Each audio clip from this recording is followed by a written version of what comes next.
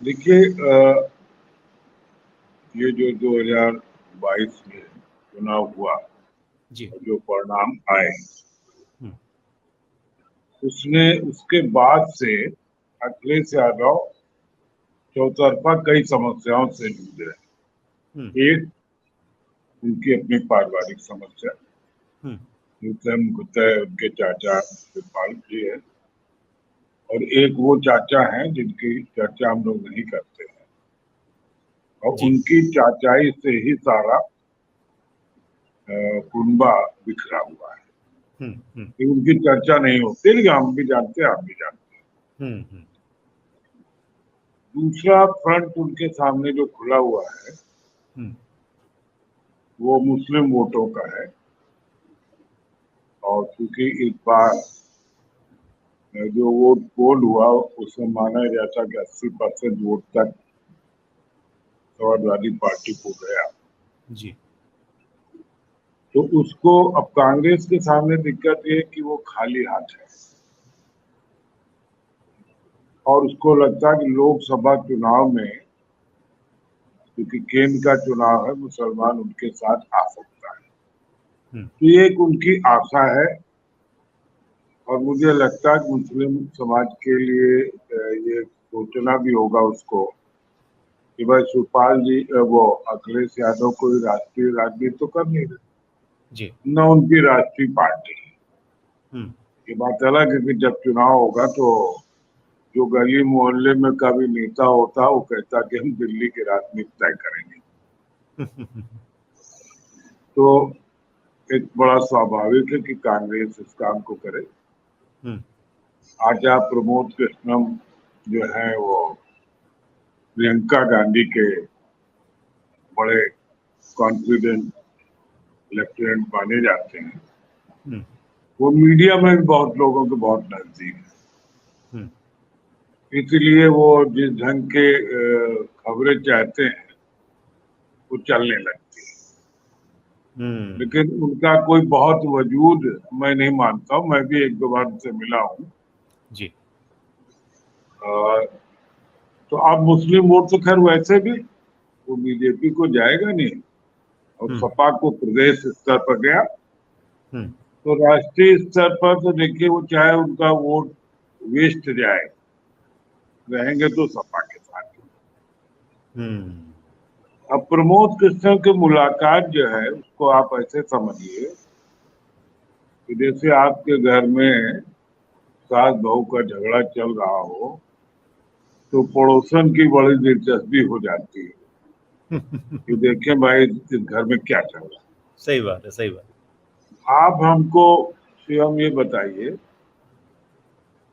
कि ये जो आजम खां ऐसे खुर्राट नेता है हम्म, जिनकी सारी पॉलिटिक्स मुस्लिम परस्ती पर ही है, हम्म, जो एक हार्ड लाइनर मुस्लिम नेता है, हम्म, और इनका कोई भाषण ऐसा आज तक नहीं सुनेंगे जिससे बाद आपको मन के सुकून मिले, शांति मिले, चाहे वो विधानसभा में हो, चाहे मोहल्ले में हो, चाहे पब्लिक मीटिंग में हो।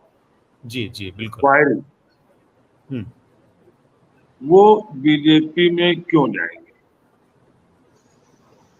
क्योंकि उसी समय समाप्त हो जाएंगे। हम्म, जैसे ही बीजेपी में गए तो ये तो हो सकता है मुकदमे मुकदमे में थोड़ी राहत मिल जाए।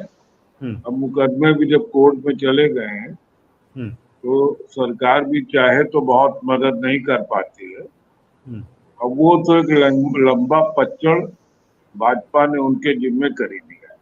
हम्म, वो एक मुकदमा रह गया है, 78 में से 77 में उनको जमानत मिल गई, और अब जो 78वें खिलाफ ये सुप्रीम कोर्ट गए हैं वो अगले हफ्ते सुनवाई होगी, और ऐसा माना जाता है कि हम्म, उसमें भी इनको जमानत मिल जाएगी और बाहर जमानत आ मिल जाए। जी, जी। उनका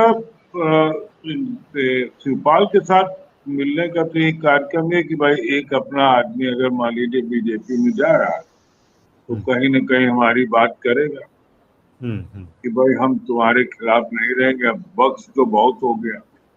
हाँ, हाँ, हाँ। क्योंकि जो बीजेपी की पॉलिटिक्स है हाँ। वो विंडिक्टिव है। हम्म।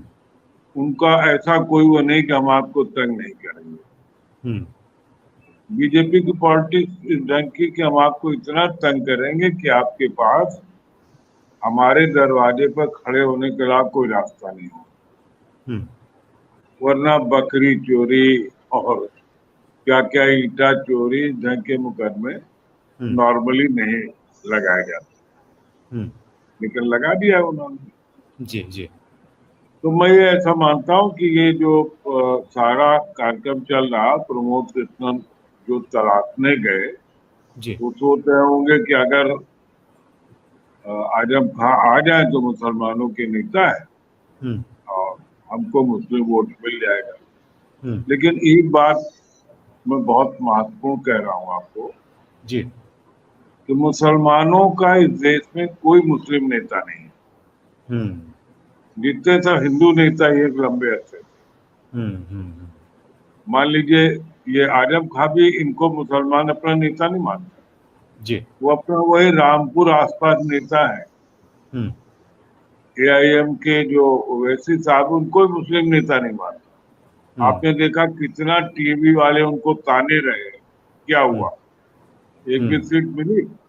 नहीं मिली। हम्म। हाँ, उनके नेता मुलायम सिंह थे, आज वो कमजोर हो गए तो आप उनकी बात मत करिए। अखिलेश को मानेंगे हम्म। क्योंकि सपा मुसलमानों के साथ रही। हम्म। लेकिन जो मुसलमानों के ये जो और नेता हैं, तीन चार, बर्द साहब हैं, हसन साहब हैं, हम्म। ये भी जब बोलते तो आगे उगलते हैं हम्म। और बीजेपी के लिए खेती लायक हम्म। जमीन तैयार करते हम्म। हैं। अगर ये लोग ये कहेंगे हम्म। कि मुसलमान सड़क पर आ जाएगा तो खून बहेगा, हम्म। तो फिर जो हिंदुओं में कट्टरपंथी हैं जी। या जो मिडिल लाइनर भी हैं, हम्म। वो इनको शक की निगाह से क्यों नहीं देखेंगे? हम्म। वो क्यों नहीं सोचेंगे कि यार ये भाजपा वाले ठीक ही कहते हैं हम्म। कि अगर ये सपा जीत गई तो मुसलमान जीना तुम्हारा मुश्किल कर, क्यों नहीं कहेंगे? हम्म। सामान्य आदमी तो कहेगा ना। बिल्कुल सही बात या है। जो, हाँ, उसको ये लगता है कि यार ये तो बात ठीक है, तो बीजेपी वाले ये लोग हम्म। अभी उत्पाद काटे जब सत्ता में नहीं है। हम्म। और जय। अखिलेश यादव की दिक्कत ये, एक बात में कहकर के फिर आगे आप शुरू जी करें। जी जी जी। अखिलेश यादव की दिक्कत है कि कुछ चीजों को समझ नहीं पा रहे हैं और कुछ चीजों को समझना नहीं चाहते। न हम्म। उनके पास कोई योग्य लोगों की टीम है, हम्म। उनके पास इस देश प्रदेश की जनता का विश्वास है, हम्म। क्योंकि लोग अपोजिशन को आगे देखना चाहते हैं। बिल्कुल सही तो बात। अपोजिशन के नाम पर यही बचे। हम्म। ऐसा नहीं कि अखिलेश की कोई योग्यता से बड़े प्रभावित है। हम्म। भाई जब तुम ही हो हम्म। तो हम और किसके सहारे जाए? और हम्म। उसको अखिलेश ये समझना है कि जैसे उनकी योग्यता से लोग बहुत प्रभावित हैं हम्म। और अखिलेश कोई ऐसी टीम नहीं बना पा रहे जो आगे का रास्ता दिखा सके। और आप हमसे जुड़े रहने के लिए सब्सक्राइब करें YouTube पर, फॉलो करें ट्विटर पर और लाइक करें फेसबुक पर। और ज्यादा जानकारी के लिए आपको टाइप करना होगा सिर्फ न्यूज नशा।